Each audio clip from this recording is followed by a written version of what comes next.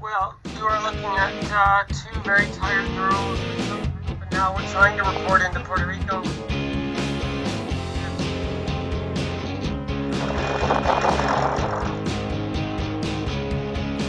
The Customs and Border people found us.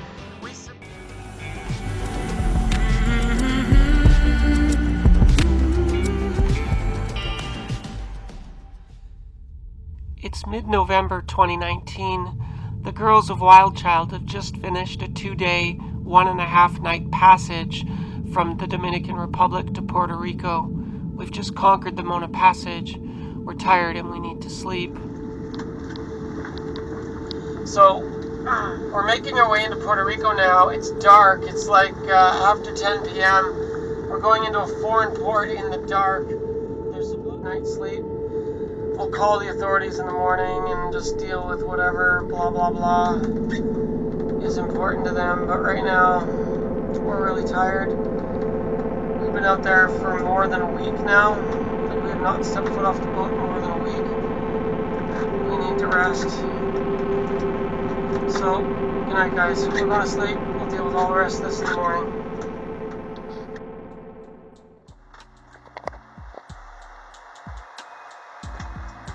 So, it's the next morning. We basically dropped the hook really late at night, went to sleep, woke up, and now we're trying to report into Puerto Rico.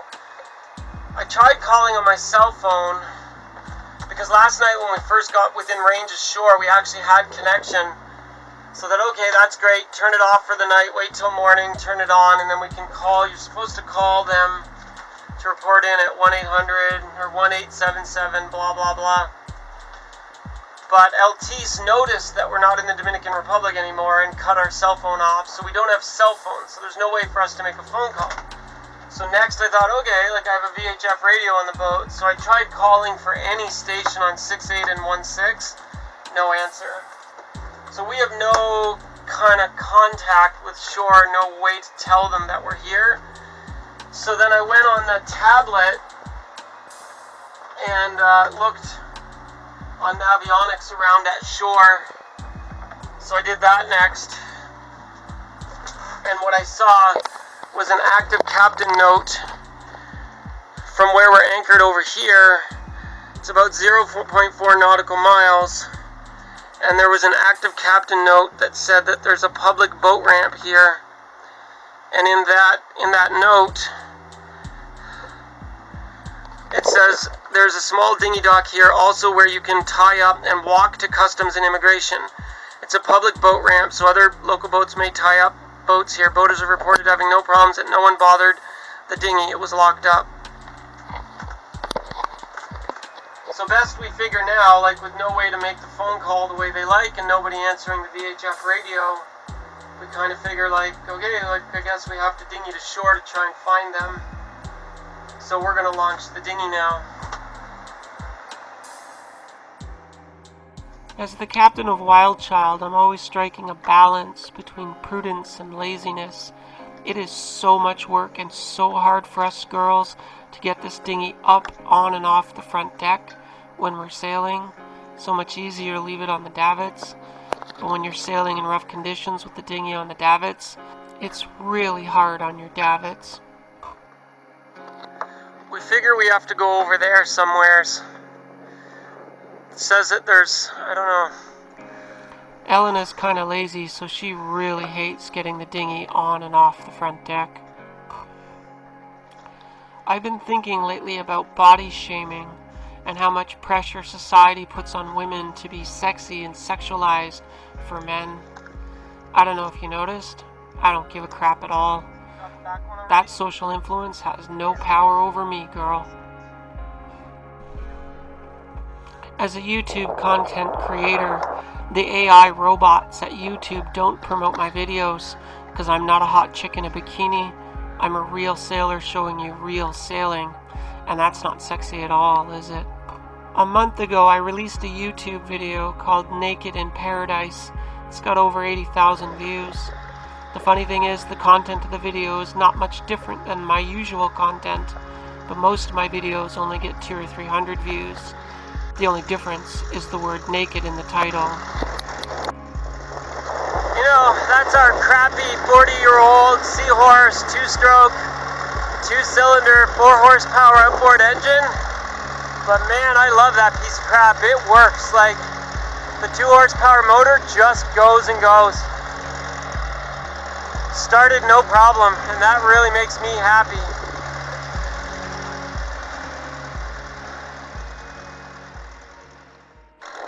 America is kind of a dysfunctional place lately, sort of bipolar, sort of two hands fighting against each other. Puerto Rico is the most difficult Caribbean island to check into because the government is so dysfunctional and the rules are so stupid.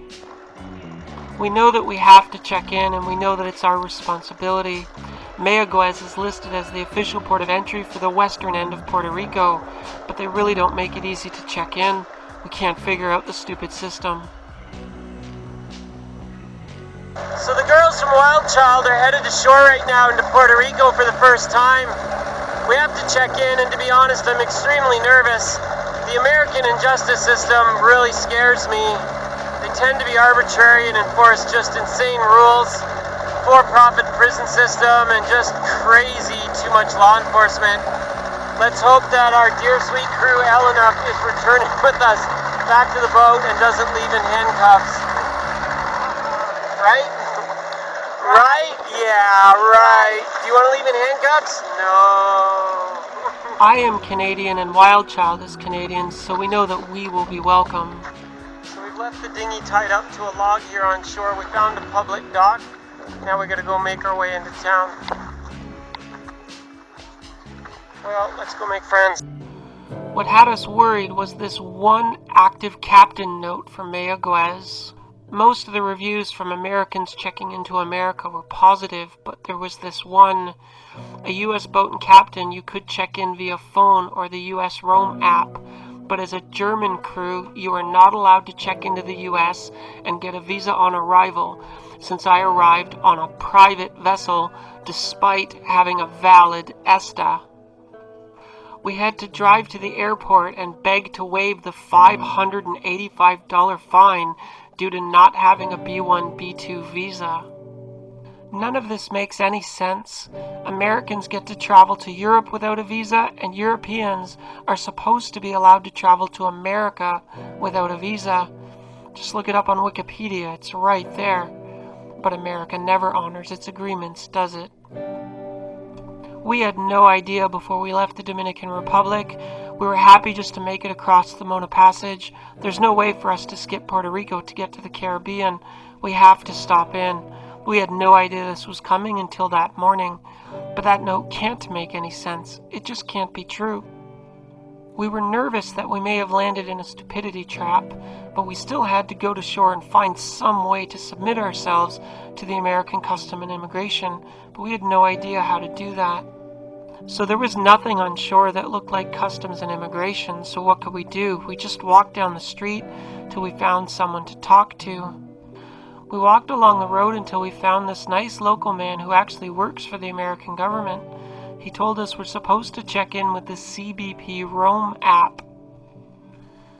I have the app on my cell phone and it has failed to work a dozen times in the past, but the guy was nice enough to let me hotspot off his phone and give it another try.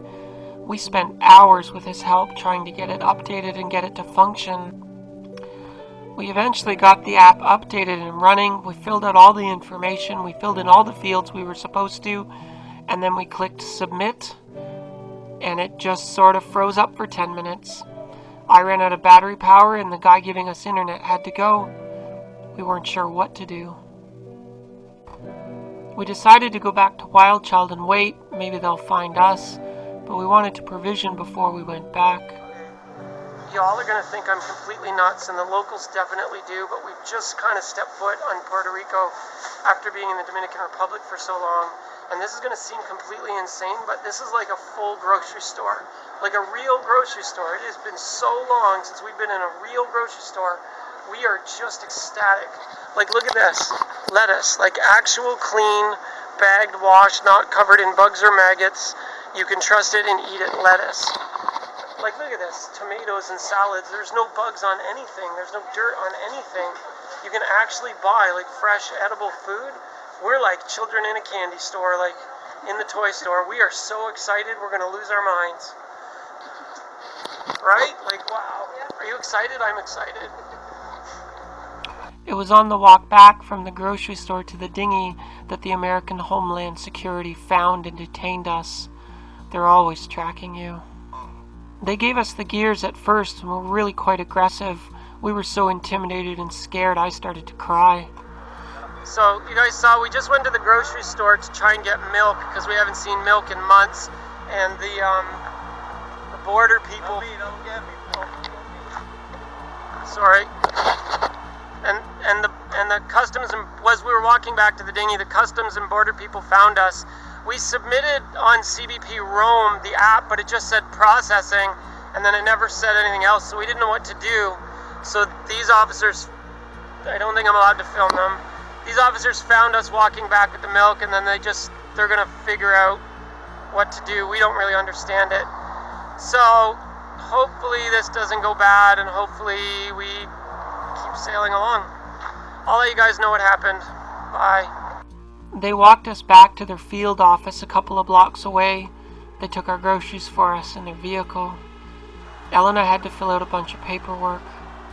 In the beginning, their demeanor was very intimidating and aggressive, but pretty quickly they mellowed out, calmed down. They were very gentle, very nice, very polite, very professional, very accommodating, and very helpful.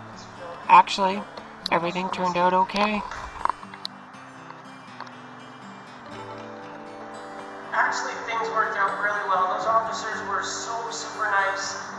We weren't following all the rules properly. Apparently, Elena, the ESTA wasn't good enough. She was supposed to get a visa. We didn't know. So they were nice enough to walk with us back. Their office wasn't far. They put our milk in the fridge for us so it wouldn't warm up. So they're keeping our milk cold. They took the documents and they're doing all the paperwork. And they're going to do a waiver for Elena to allow us to finish sailing Puerto Rico. And then, they want us, we have to go find a way to get Elena a visa. So apparently there's a U.S. embassy in Barbados that we can go sail to, and we'll have to go there to get a visa